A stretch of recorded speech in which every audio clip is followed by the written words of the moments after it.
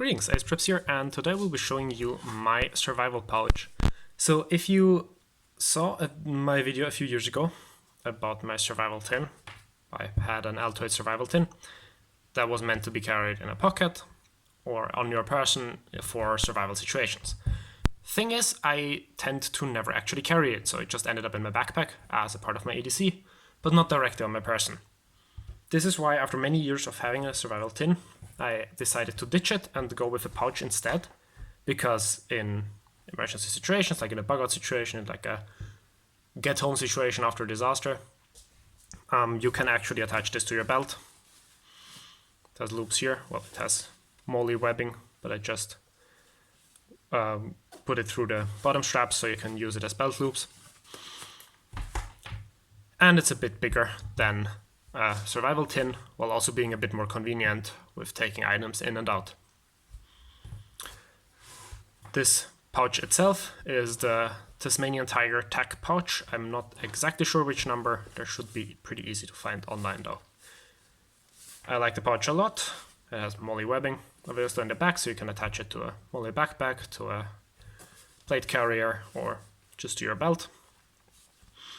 I usually have this pouch in my backpack. It's there for emergency situations, or also while traveling for emergency situations, as well as it would serve as my belt pouch in case of a bug out situation, as kind of a backup should I lose or be involuntarily relieved of my bug out bag. It also is meant to work in conjunction with my EDC. If you haven't seen that video, I'll link to it. And this is the reason why, for example, there's no knife in there, because I already have 2 knives in my first line on body EDC.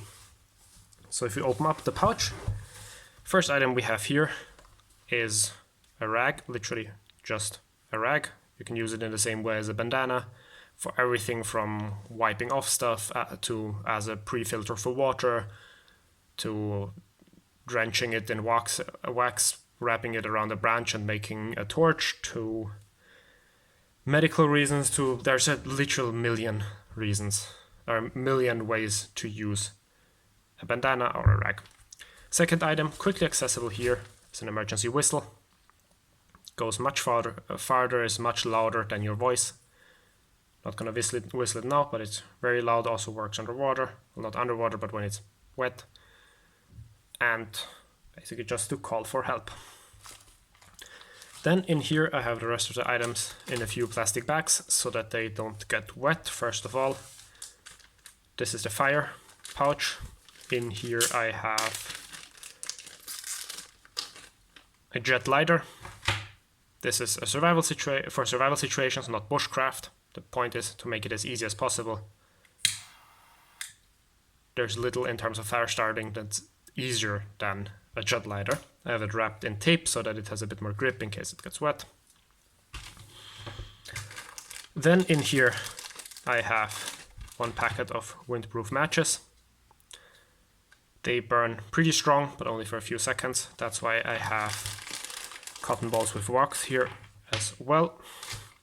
In here I also have some cotton wool, just to keep everything from rattling.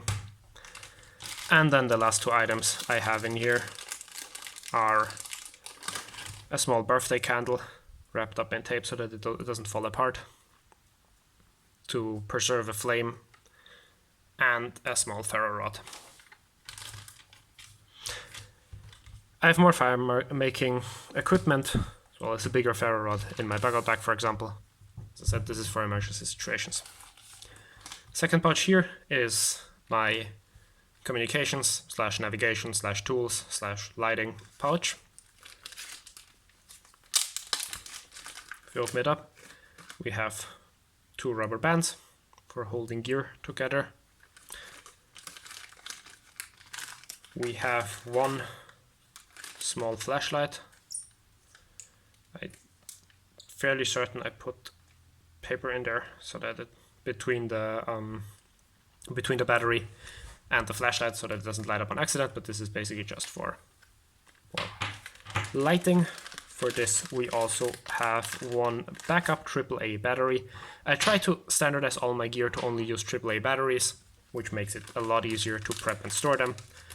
With one 50 meter, it's like 55 yards of dental floss, which can be used as a surprisingly strong rope, as well as for snares, for sewing, for fishing, whatever. And then I have to get all these items out of here at once. We have some tin foil, improvised signal mirror, cooking, well, mostly cooking actually. A few pages of Write in the Rain paper, combined with the inner part of a pen and a pencil. Pen has the advantage you can write on skin, you can write on different things. Pencil has the advantage that you can also write when it's and it doesn't get runny when it gets wet. We have a signal mirror in here that still has the protective plastic layer on it, so it doesn't get scratched up.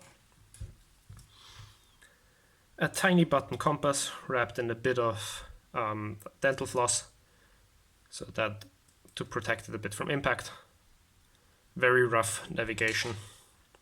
Of course, you would want to have an actual big compass and a map, preferably. This is just for reference or for emergency situations, as I said. One zip tie, mostly for fixing gear. I guess you could use it as thumb cuffs in an emergency and it would probably work, but this is mostly for fixing gear. Some duct tape. Duct tape fixes everything. If something is apart and you want it together, use duct tape. If something is together, you want it apart, use a knife. Basically 99% of all repairs. We got some string. This is some natural fiber, meaning it can also be used for fire starting. It can be fluffed up and used as kindling. We have one prepared fish hook with a weight, with line. Two prepared snares, just small snares. I can make extra snares with the dental floss, or I can make twitch up snares, for example, with the bit stronger string. And then in here, in this small bag, we have two needles, one of them a bit bigger, so you can use dental floss, so you can use different string you find. We've got some safety pins, some small nails for example, constructing snares or hanging stuff on trees, and some paper clips, which are basically useful for anything. Then the last item we have in here is, actually we have two more things.